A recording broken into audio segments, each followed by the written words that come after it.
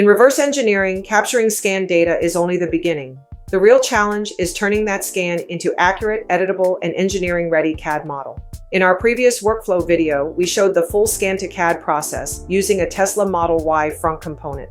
Now, we'll take a deeper look at the reverse engineering stage itself. At 3D Wonders, we help customers go beyond scan data by building the right workflow for their application. That means helping them avoid common reverse engineering mistakes and turn physical parts into usable models for real-world applications. Before moving into the modeling process, it is important to understand whether the scan data is ready for reverse engineering. QUICKSURFACE includes a prepare scan workflow that provides a guided checklist before modeling begins. This is especially useful for users who are new to reverse engineering because it helps them understand what should be reviewed before starting the modeling process. The workflow guides users through key preparation areas such as mesh optimization, mesh quality, and scan positioning. The first checkpoint is mesh optimization. Scan data can contain a very high number of triangles, which may make the file heavier and less efficient to work with during reverse engineering. The prepare scan workflow can help users identify when the mesh may need optimization. It also shows the triangle count, the reduction percentage, and a preview of how much the optimized mesh may deviate from the original scan. This is important because mesh optimization is not just about making the file smaller. The goal is to make the data easier to handle while still preserving the geometry needed for the reverse engineering process. The next checkpoint is mesh quality. The software helps users review issues such as holes, boundaries, and unwanted floating mesh. These issues may look small, but they can affect surface fitting, alignment, and later modeling steps. By identifying these problems early, users can better understand whether the scan data needs additional cleanup before moving into the modeling stage. Another important checkpoint is object symmetry. For symmetrical parts, identifying a symmetry plane can help define a more efficient modeling strategy. In a component like this Frunk, symmetry can support a workflow where one side is reconstructed first and then mirrored later. The prepare scan workflow also introduces alignment primitives. These primitives can be used as references to help position the scan data correctly in 3D space. This matters because reverse engineering is not only about recreating the shape. The 3D model also needs to be built around useful references for design and downstream engineering workflows. Once the references are defined, the scan can be aligned to the coordinate system for a more controlled modeling workflow. This is why reverse engineering is not only about having the right tools, but also knowing how each step of the workflow connects. At 3D Wonders, our focus is not only on scanners and software, but on helping customers build a complete workflow around their application. From scan preparation to surfacing strategy and CAD validation, each decision affects the final engineering result. With the scan data reviewed and properly referenced, the next challenge is deciding how the part should be reconstructed. Most scan parts contain different types of geometry, so each area needs a different modeling decision. The goal is to rebuild the part as clean, editable CAD geometry while maintaining accuracy to the original scan data. The floor area is one of the most important foundations of this model. At first glance, it may look like one continuous region, but for reverse engineering, it needs to be understood as two different types of geometry. There are broad floor surfaces that need to remain smooth and controlled. And there are floor profile features that need to preserve the original design detail. If everything is modeled as one complex surface, the CAD model can become harder to control and less useful for future edits. By separating the broad floor surface from the detailed floor profiles, we can maintain better surface quality while still capturing the important shape characteristics of the original part. This is also where surface quality checks become important. A surface can be close to the scan, but still not be clean enough for engineering use. Visual checks such as zebra stripes help reveal whether the surface flows smoothly or contains unwanted distortion. The purpose of this stage is not just to recreate what we see. The purpose is to create a floor structure that is clean, controlled, and ready to support the rest of the CAD reconstruction.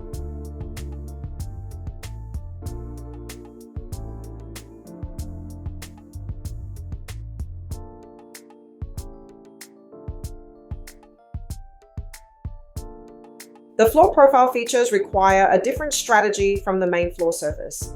These details are not just visual texture, they are part of the physical design of the component. So they need to be rebuilt in a way that is controlled and editable. The important decision here is how much detail should be captured directly from the scan and how much should be rebuilt as cleaner CAD geometry.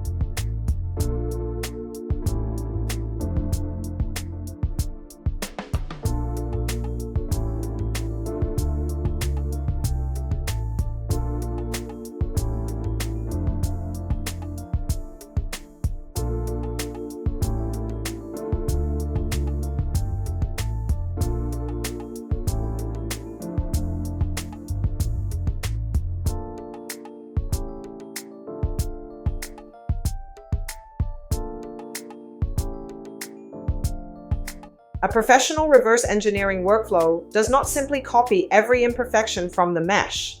It interprets the scan and rebuilds the feature in a cleaner, more usable form. Deviation analysis helps confirm that the rebuilt profile still follows the original geometry closely enough for the intended application.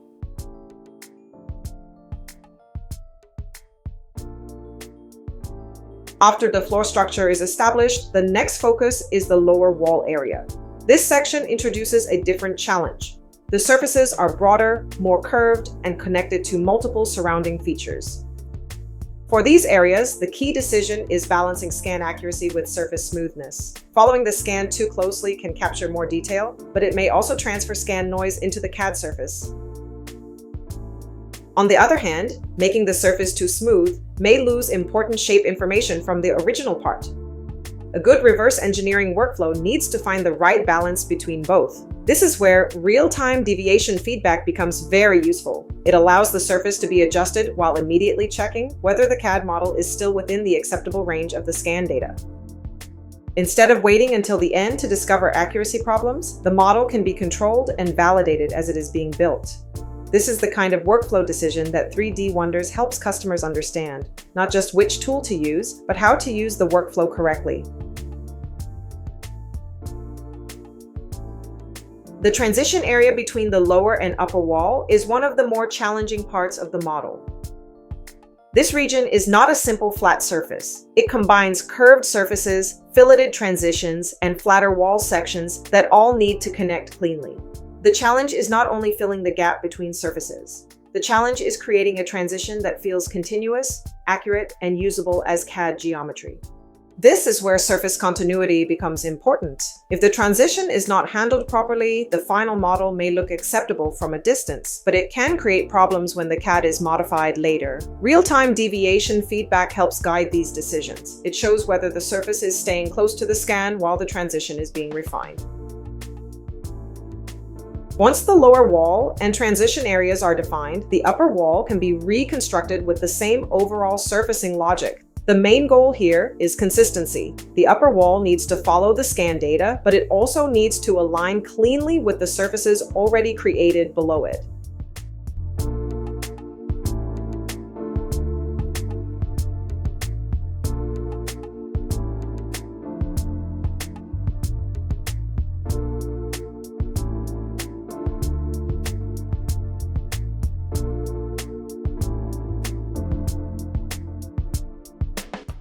After the main floor, wall, transition, and upper sections are created, the next challenge is integration.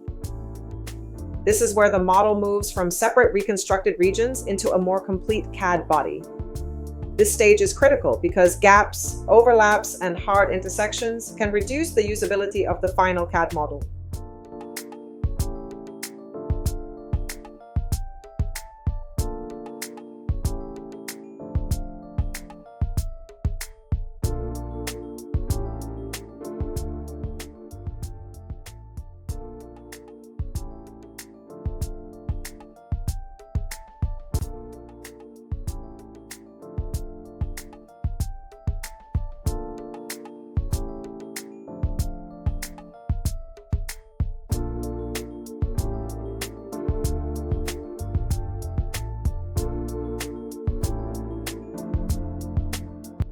Because this component is symmetrical, the completed side can be used to generate the full model. This makes the workflow more efficient and helps maintain consistency across both sides of the part.